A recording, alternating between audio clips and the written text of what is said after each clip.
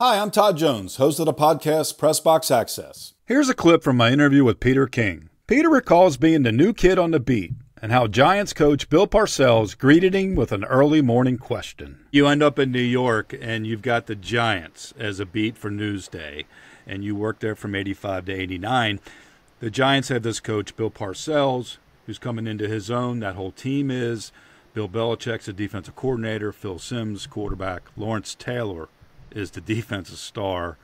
So you're there the very first few days. It's around 7:15 in the morning. You're in the coffee room at training camp, and this new coach that you're going to be covering, Bill Parcells, walks up to you and says what? Well, I'll preface what he says by saying that there were 19 newspapers in 1985 that covered the New York Giants every day. 19? 19. From Hartford to New Haven and Bridgeport and Greenwich and Rockland County, New York, and Westchester County, and then all the way through New Jersey, all the way down to the Asbury Park Press, and the New York Daily News and the New York Post, the New York Times, and I'm covering the New York Giants for a paper called Newsday, which was based on Long Island, that the vast majority of people who played and coached for the New York Giants never, ever saw. So I was just some schmo coming on to cover the team. Somebody who basically was, they chewed through these beat people all the time. And so I show up, and I had asked my wife, who was tremendous, who was just really good about this. I said, look, what I would like to do in my first training camp is I'd like to get a room up at near Pace University in Westchester County, New York, Pleasantville, New York. I'd like to just get a room for the summer. And I just want to get up at 6:30 in the morning, go over to camp, sit in the media room, be the first one there, and then be the last one to leave. And I just want people to be able to see me and get to know me. Right. So most of the reporters, there wasn't anything to do until 10:30 maybe, or 10:45 most days.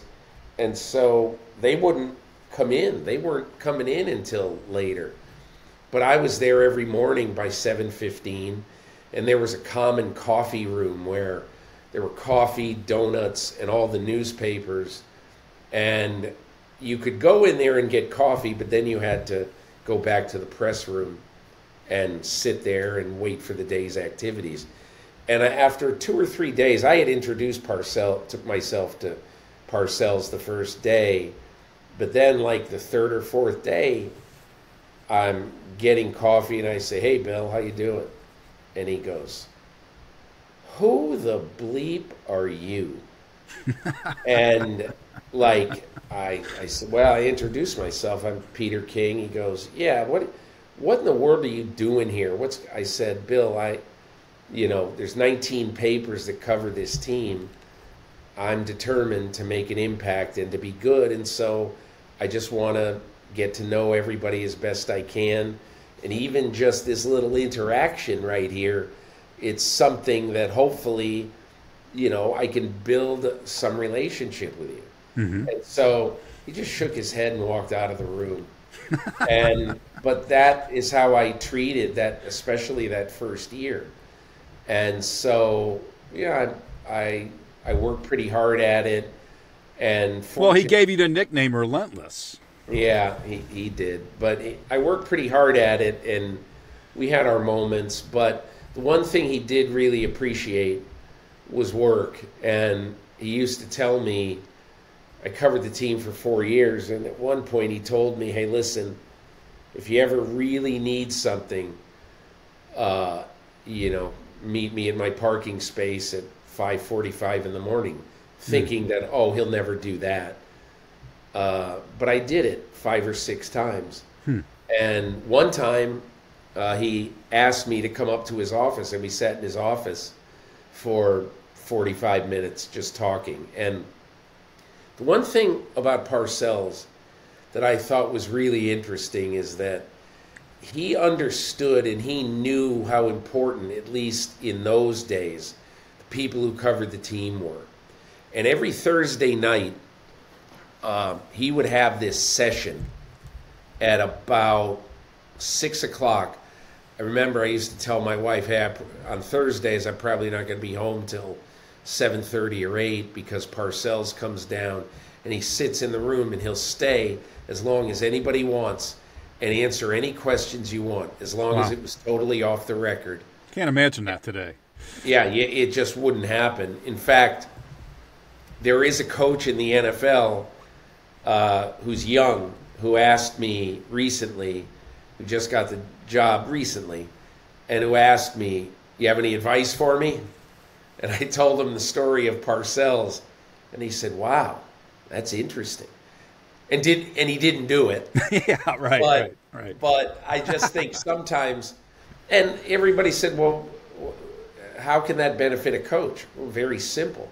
In those days, there were 2 running backs on the team, Joe Morris and George Adams. And Joe Morris had a huge year in 1985, but the Giants drafted George Adams and they wanted it to be a job share, and Morris was very pissy about it. Mm-hmm. And so, but anyway, so we would say, why would you do this? And he would tell us basically all of the facts as he saw them with the 2 running backs, and the fact that it's very hard in the physical world of running the football in the NFL. Joe Morris was 5'9", and it was going to be very hard for them to ensure that he could stay healthy the whole time. And George Adams was a bigger guy. He's Jamal Adams' dad, and they're built very much like each other. Big, bruising, very physical guys. Mm-hmm. And so, so you get to know that, so that then when you're sitting down to write about Morris being all ticked off, instead of saying, oh, he has every right to be ticked off, at least you have the other side of the story. You had context. And why it's happening. You might agree, you might not agree, but whatever, at least you understand why things like that are happening.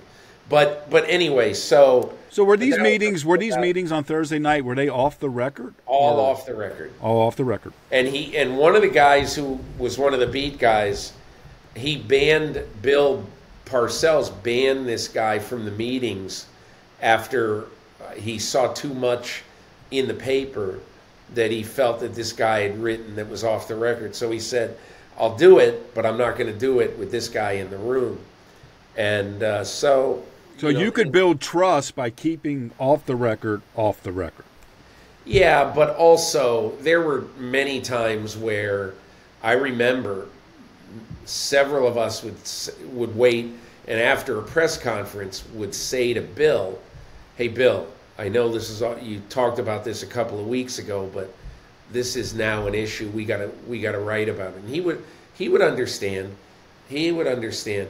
But it also was funny because at one time, the Giants at the time were kind of a rising team, and Newsday asked me to write about Parcells, the Jersey guy, because he was born and raised, a few long spirals from Giant Stadium. So a few, many, but he wasn't very far away, a few miles away. But anyway, I asked him one time, I said, hey, can I ride to work with you one day? And he thought about it and he said, yeah, be at the end of my driveway at 5 o'clock in the morning and blah, blah, blah. Just wait for me there and whatever. So I did. I met him there, and we rode to work, and he drove me past his high school football field, and he drove me past the bowling alley where he used to set pins, and he went and stopped and got coffee and got all the newspapers, the local papers, and he always used to say, I don't give a bleep what you guys write. I don't pay any attention to that stuff. And I laughed at him this day because he sat there for about 20 minutes with his coffee in the car, with the car idling, reading every word that everybody wrote. He had like 5 or 6 papers, and he went through every one. They always do, right? They all do. Yeah.